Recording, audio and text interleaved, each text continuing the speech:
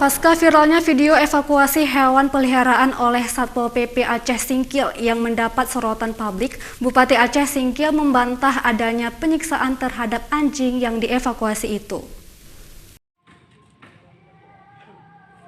Satuan Polisi Pamong Praja dan Wilayatul Hisbah Satpol PP dan WH Kabupaten Aceh Singkil mendapat sorotan publik.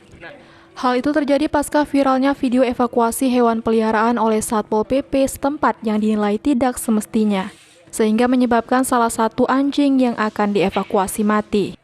Selain untuk menjaga wisata halal di kabupaten itu, evakuasi dilakukan karena anjing itu dinilai kerap meresahkan pengunjung wisata.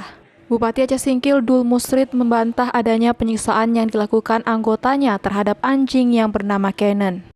Evakuasi dilakukan untuk mempertahankan wisata halal di Aceh Singkil. Alasan itu ditertibkan hewan ternak itu ada dasarnya. Ada surat gubernur, ya kan? Juga ada kanun Aceh nomor 10 tahun 2019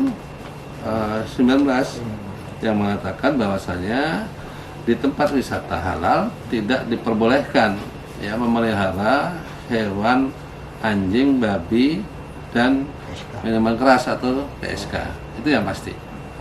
Jadi langkah yang dilakukan itu karena ada dasar juga mereka melakukan penertiban itu, dan sudah pernah diingatkan. Surat-surat itu kita kirimkan kepada pengelola resort untuk sama-sama menjaga ketertiban dan keamanan dan kenyamanan para wisatawan ke Pulau Banyak. Itu yang pasti. Menurut Bupati, Pol PP yang bertugas tidak ada memukul anjing itu.